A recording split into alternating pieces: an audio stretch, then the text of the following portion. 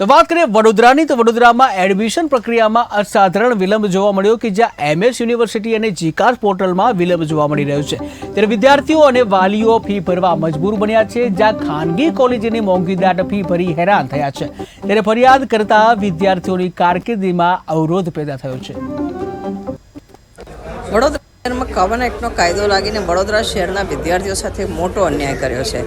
ત્યારે બી જે તે વખતે અનેક જાગૃત નાગરિકો સિટીઝન્સ જે યુનિવર્સિટીના એક સ્ટુડન્ટ્સ છે તમામે આનો વિરોધ કર્યો હતો, તેમ છતાં યુનિવર્સિટીને કોમન કરી દેવાની આવી આખું એક ષડયંત્ર હોય એવું દેખાઈ રહ્યું છે। કારણ કે જેવી કોમન યુનિવર્સિટી આવી, આપ જોશો કે કોમર્સમાં અત્યારે જે વિદ્યાર્થીઓને એડમિશન મળ્યા આઉટસાઇડના વિદ્યાર્થી 43% ને એમએસયુના વિદ્યાર્થી 50, વડોદરાના લોકલ વિદ્યાર્થીઓ 58%। આ તો કઈ રીતનો ન્યાય છે? ને આ કોમન યુનિવર્સિટી એક્ટ કરીને શું વડોદરા સાથે અન્યાય કરવામાં લાવ્યા હતા?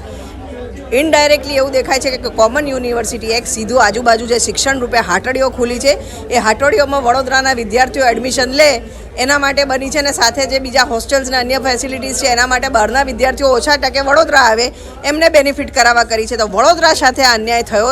વડોદરાના ધારાસભ્યો ચૂપ છે, જે સાંસદ અહીંયાથી ચૂંટાઈને ગયા છે સાંસદ ચૂપ છે, વડોદરાના હિત માટે કોઈ અત્યારે અવાજ નથી ઉઠાવી રહી। ત્યારે આજે વડોદરા સિટીઝન્સ ફોરમના મારફતે અમે આજે અહીંયા આવેદનપત્ર આપ્યું છે। ને આજે વડોદરા સિનિયર સિટીઝન ફોરમ દ્વારા જે આવેદનપત્ર આપવામાં આવ્યું છે તેમાં તેમની મુખ્ય માગણી એ છે કે આર્ટ્સ, કોમર્સ તથા સાયન્સ વિદ્યાર્થીઓમાં 40% સુધી વડોદરા જિલ્લાના તમામ વિદ્યાર્થીઓને પ્રવેશ આપવામાં આવે।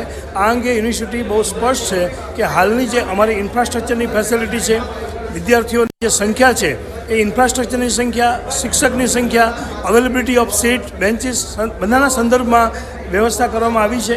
કોમર્સ ફેકલ્ટીમાં અમારી ઇન્ફ્રાસ્ટ્રક્ચરની ફેસિલિટી કરતાં પણ અમે વધારે એડમિશન આપ્યા છે।